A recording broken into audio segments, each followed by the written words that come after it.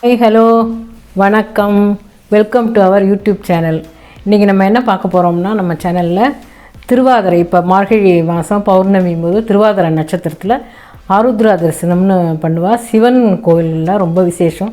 அதுவும் ஸ்பெசிஃபிக்காக சிதம்பரத்தில் வந்து ரொம்ப ஃபேமஸாக பண்ணுவாள். அது நெய்வேத்தியமாக களி பண்ணுவாள், திருவாதிரை களி.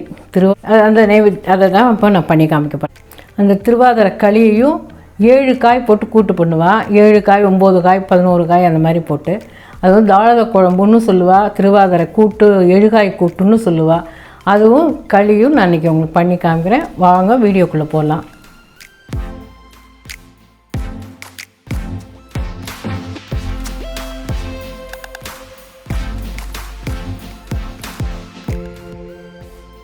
திருவாதிரை களிக்கு வேணுங்கிற இன்க்ரீடியன்ஸ் எல்லாம் பார்த்துடலாம். பச்சரிசி 200 கிராம் எடுத்திருக்கேன். பாசிப்பருப்பு அதுக்கு 2 டேபிள் ஸ்பூன் போதும். இது வந்து தேங்காய், முந்திரி, ஏலக்காய் பொடி, நெய், வெல்லம். இப்போ எப்படி பண்ணலான்னு பார்க்கலாமா? அடுப்பில் கடாய் வச்சுட்டு இந்த அரிசியையும் பருப்பையும் நல்லா சிவக்க வறுத்துக்கணும். நல்லா சிவப்பாக வறுக்கணும்.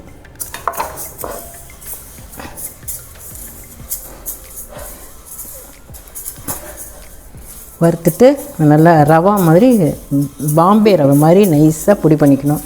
அப்புறம் தான் நான் மேற்கொண்டு எல்லாம் பண்ணணும். இப்போ திருவாதிரைக்கே ஒரு ஸ்டோரி உண்டு. அந்த ஸ்டோரி கூட உங்களோட பகிர்ந்துக்கலான்னு நினைக்கிறேன். சிதம்பரம் பக்கத்தில் வந்து சேந்தனார்னு ஒருத்தர் இருந்தார். அவர் ரொம்ப சிவபக்தர். அவர் வந்து சிவனடி தன்னோட எது பண்ணாலும் சிவனடியார்களுக்கெல்லாம் தொண்டு பண்ணுறதே அவரோட பழக்கம். கையில் இருந்த பணம் எல்லாம் இழந்துட்டு ரொம்ப கஷ்டப்படுற நிலைமையில் விறகு வெட்டி பொழைச்சார். அப்போது அவர் வந்து அப்போவுமே அவர் விறகு வெட்டி அவர் வர்ற வருமானத்தில் சிவனடியார்களுக்கு செய்வார். அப்போது ஒரு நாள் ஒரு வயசான ஒருத்தர் வந்து பசிக்கிறதுன்னு கேட்பார். அப்போ அவர்கிட்ட ஒன்றுமே இல்லை.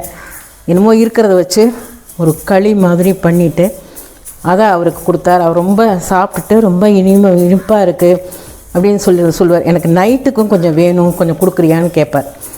அவர் சரின்னா ஒரு பார்சல் பண்ணி அவர் கொடுப்பார். அவர் எடுத்துன்னு போயிடுவார். இவருக்கு ரொம்ப சந்தோஷமாயிடும். ஆனால் மறுநாள் கார்த்தால் அவள் வந்து சன்னதியை திறக்கும்போது அந்த சிவன் இதிலெல்லாம் கர்ப்ப கிரகத்துக்குள்ளெலாம் ஒரே களியாக இருக்கும்.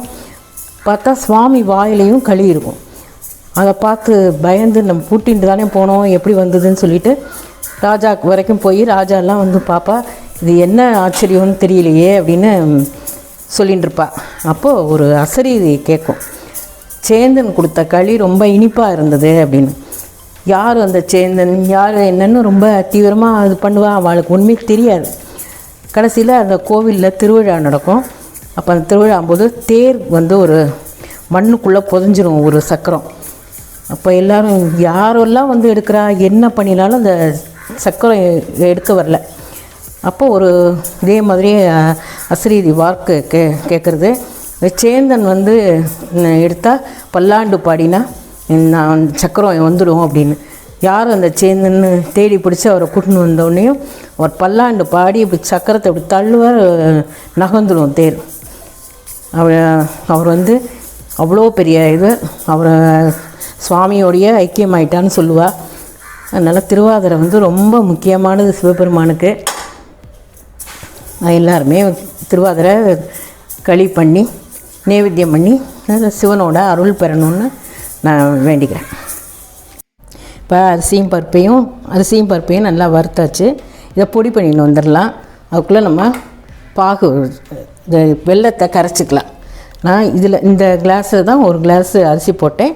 இதில் 3 டம்ளர் தண்ணி வைக்க போகிறேன். திருவாதிரை களிக்கு வந்து ஒரு கிளாஸ் அரிசி போட்டிருக்கேன். அதுக்கு 1.25 கப்பு வெல்லம் போடலாம். நான் இன்றைக்கி 1.5 கப்பு போட்டிருக்கேன். சில பேர் வந்து 2 கப்பு கூட போடுவா, நல்லா ஸ்வீட் பிடிச்சவா. நான் வந்து 1.5 கப்பு போட்டிருக்கேன்.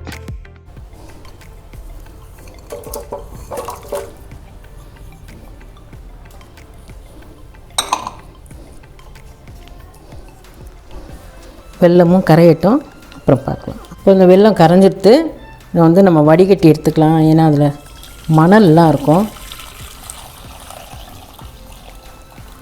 எவ்வளோ மணல் இருக்குது பாருங்கள். வடிகட்டிட்டு இதில் வந்து 2 ஸ்பூன் தேங்காய் போட்டுக்கலாம்.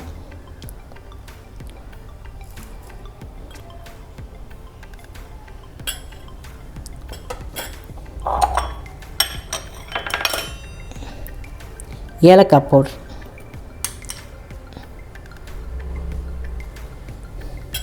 இது நல்லா கொதிக்கட்டும். நான் அதுக்குள்ள அதை பொடிச்சுன்னு வந்துடுறேன். அப்புறம் போட்டு இதில் கலரலாம். இந்த வெள்ளை தண்ணி நல்லா கொதிக்கிறது. இப்போ நான் அந்த பொடிச்சு வச்சுருக்கேன் பாருங்கள், இதை அதில் போட்டு கலரிடலாம்.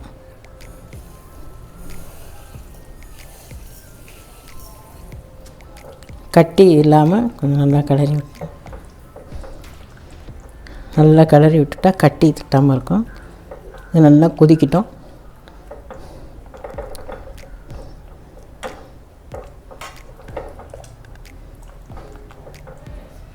களி வெந்துன்ருக்கு. இப்போ வந்து இந்த திருவாதிரை கூட்டு, அது எழுகாய் கூட்டும்பாங்க, தாளத குழம்புன்னு சொல்லுவாள். இதுக்கு என்னென்ன வேணுங்கிறத பார்க்கலாம். முதல்ல காய்கறி பார்த்தோம்னா, இந்த பரங்கிக்காயை வந்து நல்லா ஒரு பெரிய பீஸாக கட் பண்ணி வச்சுருக்கேன். சவுச்சோ, அதில் வந்து வாழைக்காய், சேனக்கிழங்கு, இதை வந்து தண்ணியில் போட்டிருக்கேன். ஏன்னா கலர் சேஞ்ச் ஆகிடும். அதனால் இது வந்து ஸ்வீட் பொட்டேட்டோ, சக்கரவள்ளி கிழங்கு, புடலங்காய், கேரட்டு, பீன்ஸு. இதில் வந்து இன்னும் வெள்ளை பூசணிக்காய் போடலாம், இன்னும் நிறைய காய் போடலாம். நான் இது போட்டிருக்கேன். அப்புறம் வந்து இது கொண்டக்கடலையும் காராமணியும் நல்லா ஊற வச்சுட்டு நல்லா வேக வச்சுருக்கேன். துவரம்பருப்பு 100 கிராம் எடுத்து நல்லா வேக வச்சு இப்போ மஞ்சப்பொடி போட்டு வேக வச்சுருக்கேன். புளி வேணும். அது கடைசி நான் கொஞ்சம் வெல்லம் போடுவேன் எல்லாத்துக்குமே. வெல்லம், கருவேப்பிலை, தனியா. இது வந்து வறுத்து பொடி பண்ணணும், வறுத்து பேஸ்ட் அரைக்கணும். அதுக்கு வந்து தனியா, கடலைப்பருப்பு, உளுத்தம்பருப்பு, துவரம்பருப்பு, இந்த மிளகு, மிளகா வத்தல், தேங்காய் எல்லாம் போட்டு, பெருங்காயம் இதெல்லாம் போட்டு வறுத்துட்டு ஒரு பேஸ்ட் மாதிரி அரைக்கணும். இதை வந்து இந்த புளித்தண்ணி நல்லா ஒரு சின்ன லெமன் சைஸ் புளி எடுத்து நனைச்சி வச்சுருக்கேன். இதை கரைச்சிட்டு இந்த புளித்தண்ணியில் இதெல்லாம் கொதிக்க வச்சுட்டு இதை அரைச்சி ஊற்றணும். பருப்பு போடணும். பண்ணலாம், பார்க்கலாம் வாங்க. நம்ம களி எப்படி வெந்திருக்குன்னு பார்க்கலாம். களி எவ்வளோ தூரம் ஆயிருக்குன்னு. அது சூப்பராக வெந்திருக்கு. களி நல்லா வெந்திருக்கு.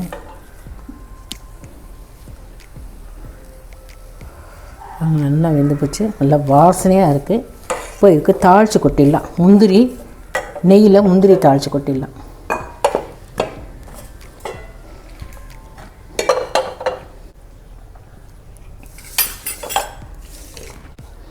முந்திரி தாளித்து கொட்டியாச்சுன்னா அது வந்து முடிஞ்சு போச்சு.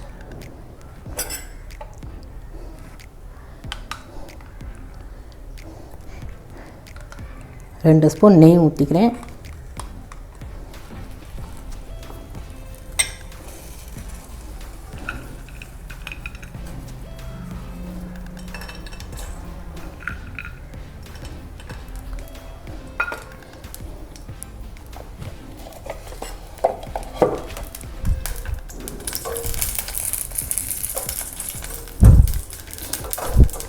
முந்திரி சிவந்தோடனே அதில் ஊற்றிடலாம்.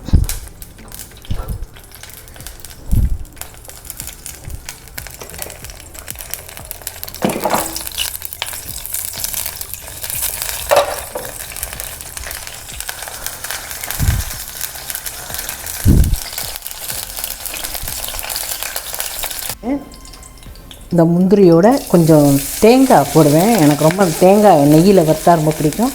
இந்த தேங்காயும் லைட்டாக வறுத்துட்டு அதில் போட்டால் இன்னும் கொஞ்சம் நல்ல வாசனையாக இருக்கும். ஆயிட்டு இப்போ வந்து இதை களியில் சேர்த்துடலாம். சூப்பரான நல்ல வாசனையாக இருக்குது. ரொம்ப நல்லா இருக்குது. நீங்களும் செஞ்சு பாருங்கள். எல்லாருக்கும் தெரிஞ்சிருக்கும், தெரியாதவங்களுக்கு நான் சொல்கிறேன். சூப்பரான களி ரெடி. அடுத்து நம்ம கூட்டு பண்ணிடலாம். கூட்டு பண்ண ஆரம்பிச்சிடலாம். களி ரெடி ஆகிட்டு நைவேத்தியத்துக்கு களி ரெடி. இப்போ கூட்டுக்கு வந்து நம்ம வறுத்துக்கலாம்.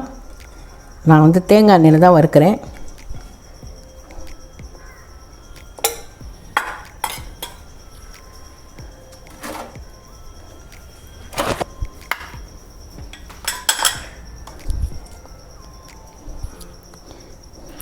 கொஞ்சோண்டு உளுத்தம்பருப்பு,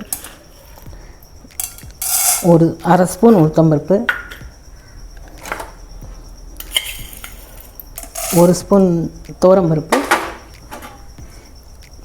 கடலைப்பருப்பு, நல்லா 1 ஸ்பூன் கடலைப்பருப்பு,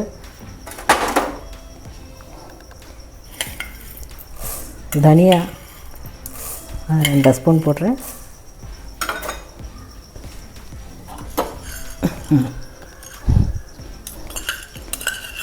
மிளகு ஒரு 1/4 ஸ்பூன் மிளகு போடுறேன்.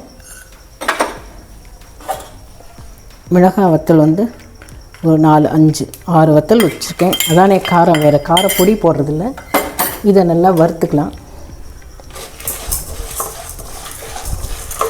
இதை நல்லா வாசனை வர மாதிரி வறுத்துட்டு இதோட தேங்காய் கருவேப்பிலையும் போட்டு வறுத்துட்டு நல்லா மிக்சியில் பேஸ்ட் மாதிரி பண்ணி வந்துடலாம்.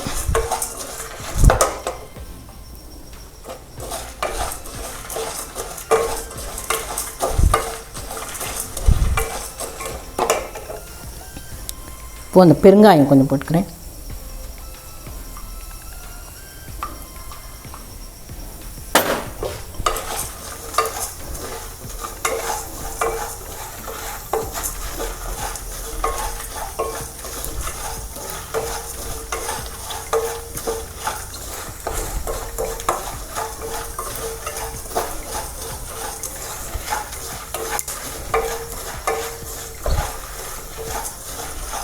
நல்லா வாசனை வருது, இந்த செவக்கட்டும்.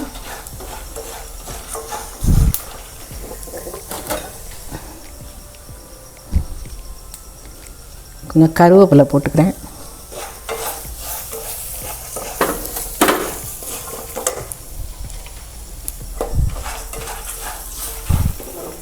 இந்த தேங்காய் ஆஃப் பண்ணிவிட்டு தேங்காய் போட்டுக்கலாம். தேங்காயை போட்டு வறுக்கணுங்கிறது இல்லை, கொஞ்சம் அந்த சூட்டில் மாத்திரம் இதை நல்லா நைஸாக பேஸ்ட் மாதிரி அரைச்சின்னு வரணும். அதுக்கப்புறம் காயெல்லாம் வேக போடலாம். இந்த கரைச்ச புளியை வந்து வடிகட்டி ஊற்றிடலாம்.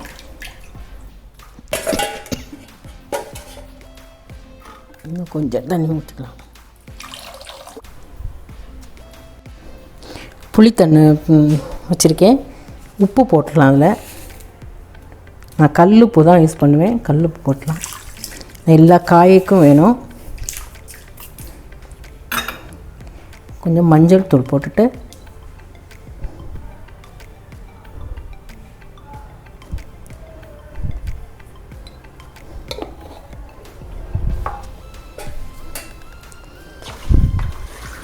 கொதிக்க ஆரம்பிச்சோன்னா எல்லா காயும் ஒன்றுனா போட்டலாம். காய் வெந்ததுக்கப்புறம் அரைச்சதை ஊற்றி அப்புறம் தாளித்து கொட்டிடலாம்.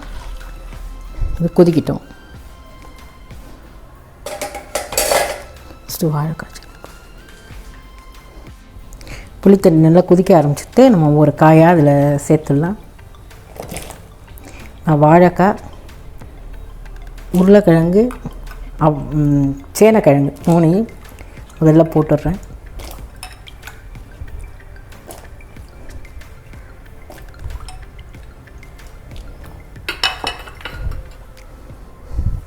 அடுத்தது சவுச்சோ, பரங்கிக்காய், கேரட், பீன்ஸ் போட்டுக்கலாம்.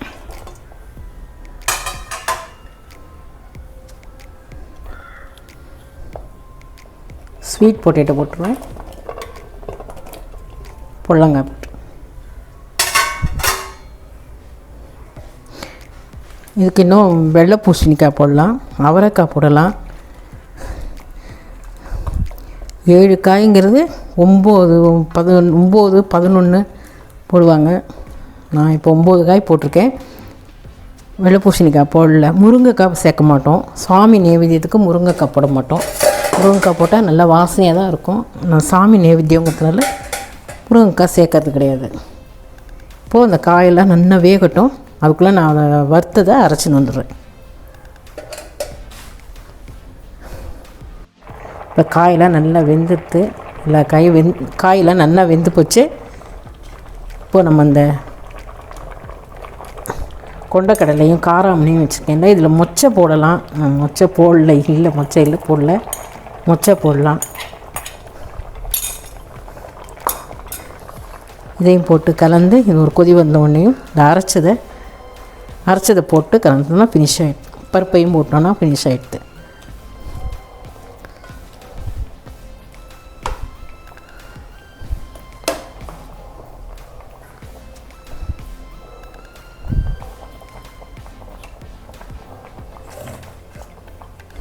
காயெல்லாம் வெந்துடுத்து. இப்போ வந்து நம்ம இந்த அரைச்சிருக்கேன் பாருங்கள், நைஸாக அரைச்சிருக்கேன். இதை இதில் போட்டுடலாம்.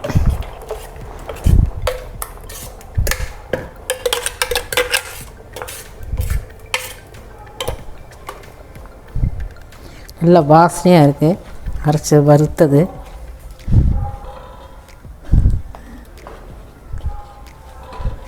இது நல்லா ஒரு கொதி வரட்டும்.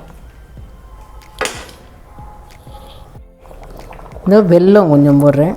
எனக்கு என்னமோ எல்லாத்துக்கும் வெல்லம் போட்டால் பிடிக்கும், அதனால் நான் வெல்லம் போடுறேன். வெல்லம் போட்டுட்டு அப்பா கம்மன்னு வாசனையாக நல்லாயிருக்கு. இப்போ பருப்பு போட்டுடலாம்.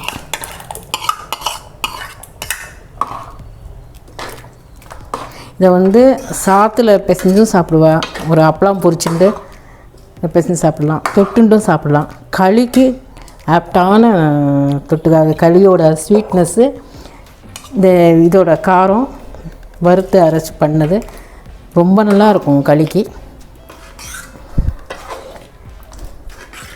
நாங்கள்லாம் எங்கள் ஆற்றுல திருநெல்வேலி சைடு அவியல் தான் பண்ணுவாள், இது பண்ண மாட்டாள். எங்கள் அம்மாவாத்து சைடு தான் அது பண்ணுவாள்.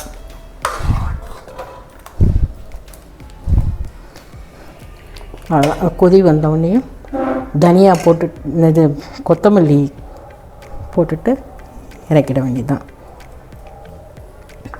தாளித்து கொட்டணும். அதுக்கு தாளித்து கொட்டினா அது ஃபினிஷ் ஆகிடுது. இழுகாய் கூட்டு ஆகிடுத்து, தாளத குழம்பு ஆகிடுத்து. இதுக்கு தாளிப்பு போட்டுடலாம். கடுகு போட்டு தாளிச்சிடலாம். இப்போ வந்து தேங்காய் எண்ணெயில் தாளித்து கொட்டலாம், நல்லெண்ணெயிலையும் தாளித்து கொட்டலாம், அதுவும் நல்லாயிருக்கும். நான் தேங்காய் எண்ணெயில் தாளித்து கொட்டுறேன். இதுவும் வாசனையாக நல்லாயிருக்கும்.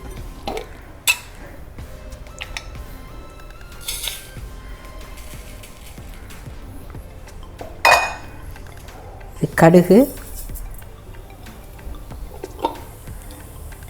கொஞ்சோண்டு வெந்தயம், 2 காஞ்ச மிளகாய், கருவேப்பிலை.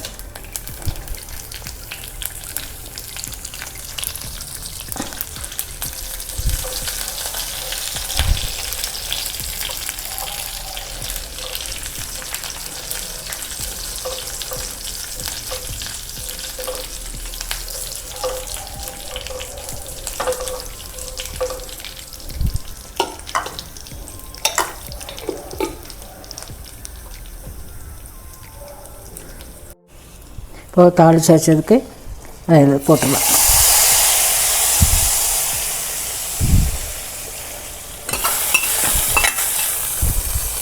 சுவையான மணமான திருவாதிரை கூட்டு ரெடி ஆகிடுது. இப்போ நான் இந்த களியும் எழுகாய் கூட்டும் பண்ணியிருக்கேன். நீங்களாம் பார்த்துருப்பீங்க நான் எப்படி பண்ணேன்னு. நீங்களும் ட்ரை பண்ணுங்கள். பண்ணிவிட்டு ஏதாவது இருந்ததுன்னா கமெண்ட் பாக்ஸில் கமெண்ட் பண்ணுங்கள், ஷேர் பண்ணுங்கள், சப்ஸ்கிரைப் பண்ணுங்கள். இப்போ நம்ம சாமிக்கு நைவேத்தியம் பண்ணிடலாம். தேங்க்யூ ஃபார் வாட்சிங்.